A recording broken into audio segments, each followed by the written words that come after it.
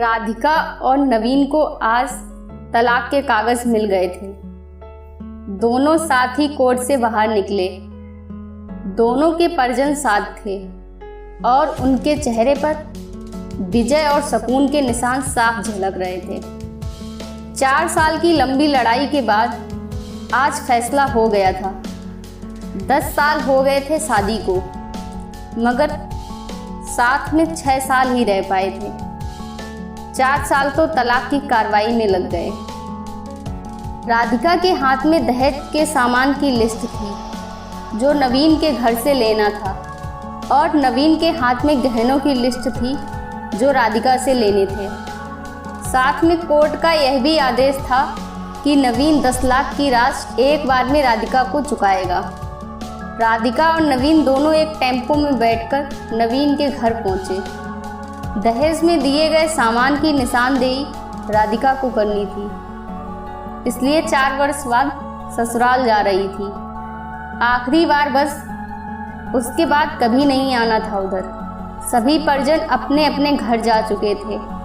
बस 3 प्राणी बचे थे, नवीन, राधिका और राधिका की माताजी। नवीन घर में अकेला ही रहता था। माँ बाप और भाई आज भी गांव में ही रहते हैं। राधिका और नवीन का इकलौता बेटा जो अभी 7 वर्ष का है। कोर्ट के फैसले के अनुसार बालिग होने तक वह राधिका के पास ही रहेगा। नवीन महीने में एक बार उसको मिल सकता है। घर में प्रवेश करते ही पुरानी यादें ताज़ा हो गई। कितनी मेहनत से सजाया था इसको राधिका ने। एक एक चीज़ में उसकी जान बसी थी। सब कुछ उसकी आंखों के सामने बना था। एक एक ईंट से धीरे धीरे बनते घरौंदे को पूरे होते हुए देखा था उसने। सपनों का घर था उसका। कितनी शिद्दत से नवीन ने उसके सपनों को पूरा किया था। नवीन थका हारा सा सोफे पर पसर गया। बोला, ले लो जो कुछ चाहिए, मैं तुझे नहीं रोकूंगा। राधिका ने अब बड़े गौर से नवीन को देखा। 4 साल में कितना बदल गया है। बालों में सफ़ेदी झांकने लगी है। शरीर पहले से आधा रह गया है। 4 साल में चेहरे की रौनक गायब हो गई। वह स्टोर रूम की तरफ बढ़ी जहां उसके दहेज का अधिकतर सामान पड़ा था। सामान ओल्ड फैशन का था, इसलिए कबाड़ की तरह स्टोर रूम में डाल दिया था। मिला भी कितना था उसके दहेज में।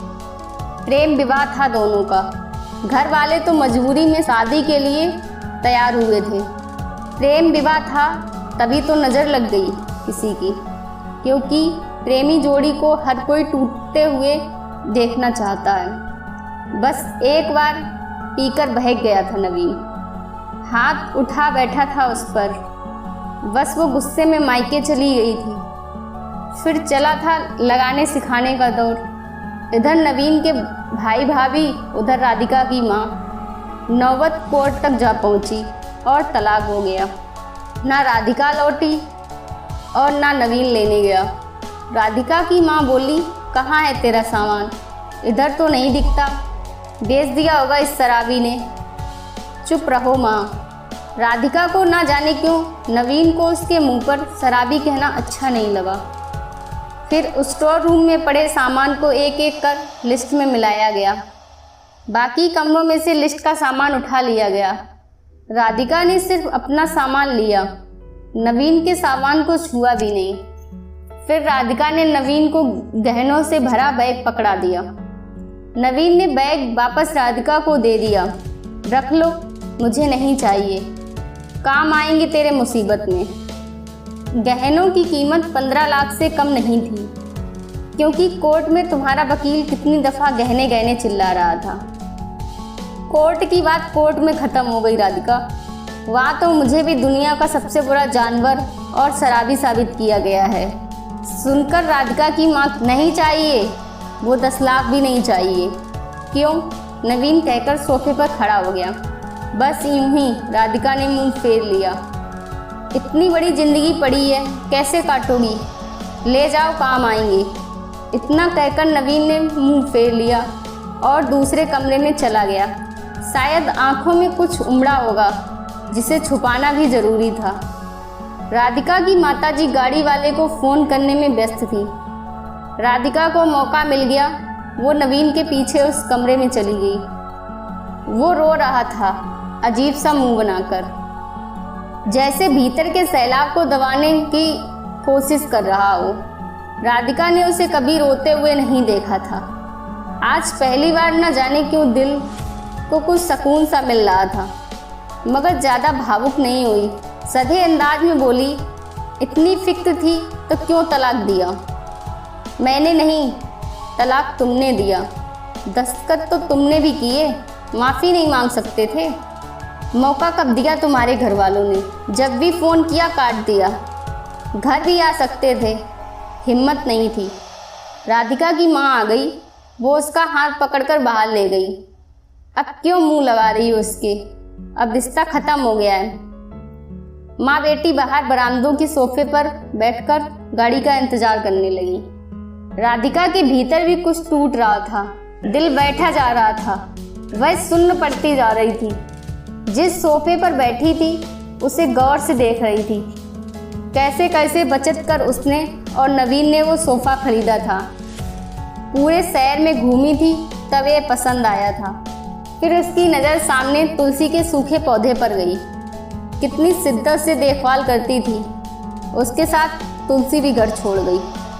घबराहट और बढ़ी और वह फिर उठकर भीतर चली गई। माँ ने पीछे से पुकारा, मगर उसने अनसुना कर दिया। नवीन बेड पर उल्टे मुंह पड़ा था।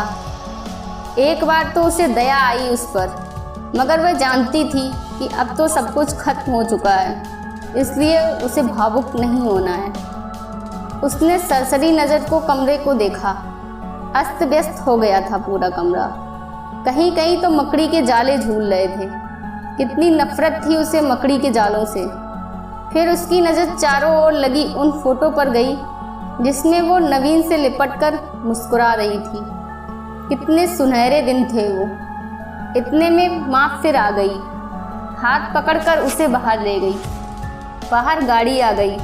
सामान गाड़ी में डाला जा रहा था। राधिका सुन सी बैठी थी। नवीन गाड़ी की आवाज़ सुनकर बाहर आ गया। अचानक नवीन कान पकड़कर घुटनों के बल बैठ गया। बोला, मत जाओ, माफ़ कर दो। शायद यही वो शब्द थे जिन्हें सुनने के लिए 4 साल से तड़प रही थी। सब्र के सारे बांध एक साथ टूट गए। राधिका ने कोर्ट के फैसले का कागज़ निकाला और फाड़ दिया, और माँ कुछ कहती उससे पहले ही लिपट गई नवीन से। साथ में दोनों बुरी तरह रोते जा रहे थे। दूर खड़ी राधिका की माँ समझ गई कि कोर्ट का आदेश दिलों के सामने कागज़ से ज़्यादा कुछ नहीं है। काश उनको पहले मिलने का मौका दिया होता। अगर माफ़ी मांगने से रिश्ते टूटने से बच जाएं तो माफ़ी मांग लेनी चाहिए। दोस्तों, आपको ये कहानी कैसी लगी? कमेंट करके ज़रूर बताएं।